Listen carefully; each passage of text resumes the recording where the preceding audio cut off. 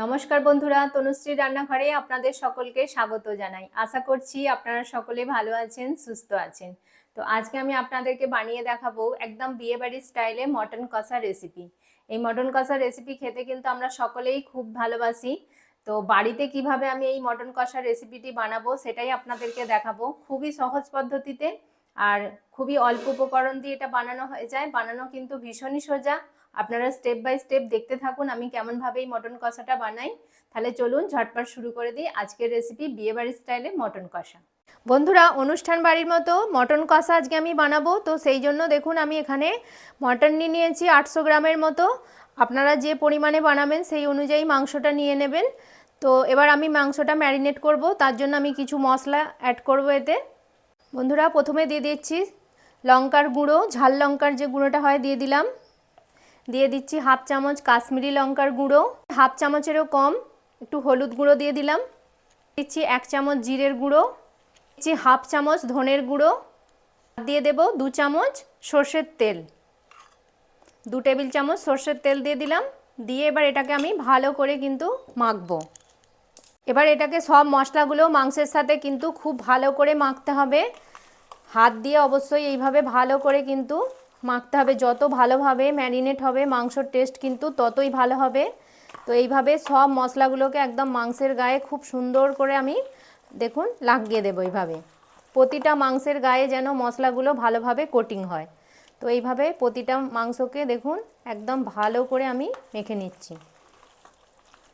এই সময় কিন্তু আমি এখন আদা রসুন বাটাও ইউজ করব না। একবারে যখন আমি মশলা কষবো তখন কিন্তু আমি আদা রসুন বাটা দেব বা টক দই অ্যাড করব তখন। এখন আমি শুধু এই মশলাগুলো দিয়েই ম্যারিনেট করে রাখবো।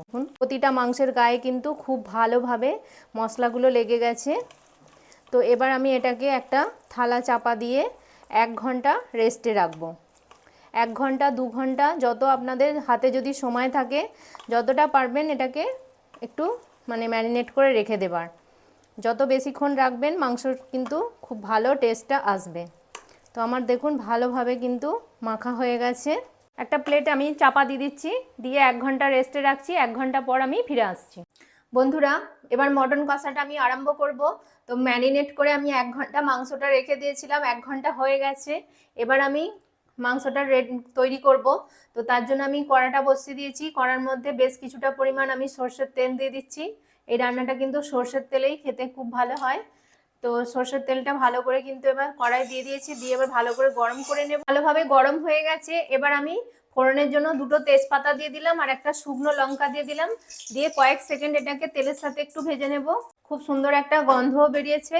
তো এবার আমি পেঁয়াজটা দেখুন, এখানে আমি পেঁয়াজটা একদম ছোট ছোট কুচি করে কেটে নিয়েছি। তো পেঁয়াজটা এবার দিয়ে দিচ্ছি। পেঁয়াজটাকে দিয়ে এবার ভালো করে আমি তেলের সাথে ভাজবো। এই সময় একটু লবণ অ্যাড করে দেবো, তাহলে কি হবে পেঁয়াজগুলো খুব তাড়াতাড়ি ভাজাও হয়ে যাবে আর নরমও হয়ে যাবে। তো আমি এখানে একটু লবণ অ্যাড করে দিচ্ছি, 1 চামচ মতো লবণ দিয়ে দিচ্ছি।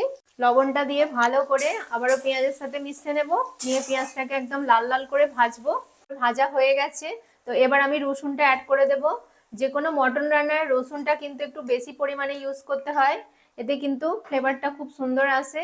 তো এখানে আমি 2 থেকে 3 টেবিল চামচ মতো রসুন বাটা আমি অ্যাড করে দিলাম। রসুনটাকে দিয়ে খুব ভালো করে কিন্তু আমি পেঁয়াজের সাথে ভেজে নেব। রসুনটা খুব ভালোভাবে ভাজা হয়ে গেছে, খুব সুন্দর একটা গন্ধও বেরিয়েছে। এবার আমি আদাটা অ্যাড করে দেব। আদাটা দিয়ে আবারও ভালো করে আমি পেঁয়াজের সাথে মিশিয়ে নেব।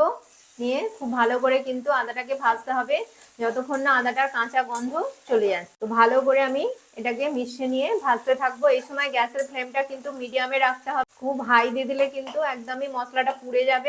এই সময় আমি একটু হাফ চামচ মতো চিনি অ্যাড করে দিচ্ছি। এই চিনিটা এই সময় দিলে কি হবে, চিনিটা ক্যারামেলাইজ হয়ে কালারটা কিন্তু খুব সুন্দর আসবে মটনের। সেই জন্য এই সময় চিনিটা দেওয়ার চেষ্টা করব। চিনিটা দিয়ে ভালো করে আমি মিশিয়ে নিচ্ছি। 1 চামচের 1 চামচ মতো হলুদ গুঁড়ো দিয়ে দিচ্ছি আর দিয়ে দেবো লঙ্কার গুঁড়ো। যেহেতু আমি ম্যারিনেটের সময়ও লঙ্কা গুঁড়ো আগেও অ্যাড করেছি, তো সেটা বুঝে আমি এখন একটু দিয়ে দিচ্ছি 1 চামচ মতো লঙ্কার গুঁড়ো। আপনারা যেরকম ঝাল পছন্দ করেন সেই অনুযায়ী লঙ্কার গুঁড়োটা দিয়ে দেবেন। দিয়ে আবারও ভালো করে সব আমি মিশিয়ে নিচ্ছি। ভালো করে মশলাটা কষিয়ে নিতে হবে। যখন দেখবেন পুরো তেলটা রিলিজ হতে শুরু করছে তখন কিন্তু মটনটা অ্যাড করতে হবে। আরো কিছুক্ষণ আমি মশলাটাকে ভালো করে কষিয়ে নেব। কিন্তু ভালোভাবে কষানো হয়ে গেছে, মশলা থেকে তেলও ছাড়তে শুরু করেছে। এবার আমি মাংসটা দিয়ে দেব। সব মাংসটা দিয়ে দিচ্ছি। দিয়ে ভালো করে এবার মশলার সাথে মাংসটাকে এবার আমি রান্না করব। দেখুন মশলার সাথে এবার মাংসটাকে খুব ভালো করে মিশিয়ে নিচ্ছি এইভাবে। হাই, এবার কিন্তু ফ্লেমটাকে একটু হাই করে দেব। দিয়ে এবার মাংসটাকে আমি মশলার সাথে কষাতে থাকবো। বন্ধুরা, আমি 10 মিনিট ধরে মাংসটাকে ভালো করে কিন্তু কষিয়ে নিয়েছি। তো এবার আমি এর মধ্যে দই অ্যাড করব। এখানে আমি 2 চামচ টক দই নিয়েছি। দইটাকে কিন্তু খুব ভালো করে ফেটিয়ে নিতে হবে। দেখুন ফেটিয়ে একদম পুরো লিকুইড মতো করে, মসৃণ মতো করে তারপর কিন্তু অ্যাড করতে হবে। তো এবার দেখুন আমি দইটা অ্যাড করে দিচ্ছি। এই সময় গ্যাসের ফ্লেমটা একদম একটু লোয়ে আছে। দইটা ভালো করে দিয়ে এবার আমি ওটাকে মিশিয়ে নেব। আজকে আমি পুরো রান্নাটা কিন্তু এই কড়ার মধ্যেই করব। এটা সময় লাগবে একটু, কিন্তু কড়ার মধ্যে করলে টেস্টটা কিন্তু খুব সুন্দর আসে। যত ভালোভাবে মানে কষানো হবে, এটাকে কষিয়ে কষিয়ে দেখবেন একদম পুরো মানে এটা ফ্লেভারটা কিন্তু খুব সুন্দর আসবে। যত মাংসটা কষা হবে তত কিন্তু এর কালারটাও খুব সুন্দর আসবে। এখনই দেখুন কত সুন্দর কালারটা এসে গেছে। আরো সুন্দর কালার আসবে যত এটা কষা হবে। তো আমি আজকে এইভাবে কড়ার মধ্যে কষিয়েই কিন্তু পুরো মাংসটা রান্না করব। এটা রান্না করতে মোটামুটি আমার 1 ঘন্টা সময় লাগবে। তো এবার আমি এটাকে কি করব, এখন আমি জল আরে কিছুই অ্যাড করব না, যেহেতু আমি দই অ্যাড করেছি আর মাংস থেকেও নিজস্ব একটা জল এটা রিলিজ করবে। তো আমি এবার এটাকে এরকম অবস্থাতেই এবার চাপা দিয়ে দেব। দিয়ে কমসে কম আধ ঘন্টা আমি এটাকে চাপা দিয়ে এইভাবেই কষতে থাকবো, রান্না করব। তো মাঝে মাঝে আমি এটাকে খুলে কিন্তু মাঝে মাঝে নাড়িয়ে দেবো, নাহলে কিন্তু তলায় বসে যাবে। তো আধ ঘন্টা পর আমি ফিরে আসবো। বন্ধুরা দেখুন আমি 1 ঘন্টা পর ফিরে এসেছি। আর মটনটা কত সুন্দর দেখতে লাগছে, পুরো একদম তেলটা পুরো ওপরে ভেসে উঠেছে। আর মাংসটাও কিন্তু একদম পারফেক্টভাবে সেদ্ধ হয়ে গেছে। আমি আপনাদেরকে নেড়ে দেখাচ্ছি একবার। দেখুন আধ ঘন্টা পর আমি এতে একটা ছোট বাটির 1 বাটি মতো গরম জল করে দিয়েছিলাম। আপনারা যেরকম গ্রেভিটা পছন্দ করছেন সেই অনুযায়ী জলটা একটু অ্যাড করে দেবেন। যেহেতু আমি কষা কষা বানাবো, তো দেখুন খুব বেশি কিন্তু এই গ্রেভিটা আমি আরেকটু মেরে দেব। তো এবার আমি কয়েকটা জিনিসের মধ্যে অ্যাড করব। মাংসটা কিন্তু একদম পারফেক্ট ভাবে কিন্তু সেদ্ধ হয়ে গেছে। তো এবার আমি এখানে একটা জায়ফল নিয়েছি। এবার একটা গ্রেটারের সাহায্যে একটু জায়ফলটাকে এইভাবে গ্রেট করে দিয়ে দেব। আপনারা যদি বিয়েবাড়ির স্টাইলে বানাতে চান তাহলে কিন্তু এই জায়ফল জয়িত্রী গুঁড়ো একটু দিতে হবে, কারণ বিয়েবাড়ির যে কোনো অনুষ্ঠান বাড়িতে এগুলো কিন্তু অ্যাড করা হয়। আর যদি এগুলো অ্যাভয়েড করতে চান তাহলে শুধু গরম মশলা দিয়ে দিলেই হবে এই লাস্টে। তো দেখুন খুব বেশি দেব না, অল্প একটু দিয়ে দিলাম গ্রেট করে।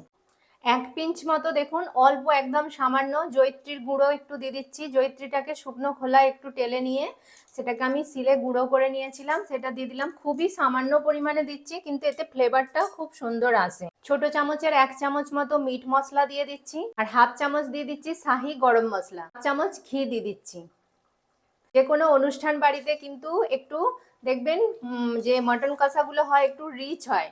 তো এই রিচ ফ্লেভারটা হয় কিসের জন্য, এই ঘি, তারপরে জায়ফল জয়িত্রী এইগুলো দেয়া হয় বলে একটু রিচ হয়।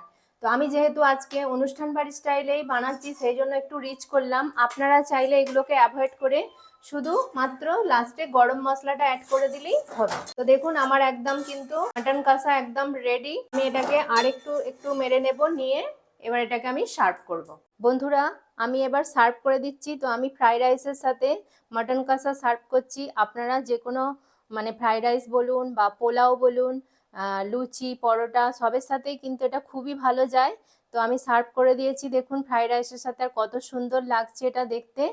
তো এই রাইসের রেসিপিটা যদি আপনারা দেখতে চান তাহলে আমার ভিডিও দেওয়া আছে আগে, তো আপনারা দেখে নিতে পারেন তা থেকে। তো দেখুন কত সুন্দর লাগছে মটন কষা আর ফ্রাইড রাইস একসাথে। মটন কষাটা কিন্তু একদম দুর্দান্ত হয়েছে, পুরো অনুষ্ঠান বাড়ির মতো ডিটো দেখতেও যেমন হয়েছে, খেতেও কিন্তু ভীষণই ভালো হয়। তো আশা করছি আজকের রেসিপিটি আপনাদের ভীষণ ভালো লেগেছে। আর যদি ভালো লেগে থাকে তাহলে প্লিজ লাইক করবেন, কমেন্ট করবেন। আর তনুশ্রী রান্নাঘর চ্যানেলটিকে অবশ্যই সাবস্ক্রাইব করে দেবেন। পাশে থাকা বেল আইকনটি প্রেস করে দেবেন, যাতে সহজেই আমার নতুন নতুন রান্নার ভিডিওর নোটিফিকেশান আপনারা খুব সহজেই পেয়ে যান। এরকম নিত্য নতুন রান্না পেতে তো আমাকে অবশ্যই জানাবেন যে আপনাদের কি ধরনের রান্না আপনারা দেখতে চাইছেন। তো আমি সেই রকমভাবেই আপনাদেরকে দেখাবো। তো তাহলে আজকের মতো আপনাদের কাছ থেকে বিদায় নিই, আবার দেখা হবে নতুন কোনো রান্নার ভিডিওতে। নমস্কার, টাটা।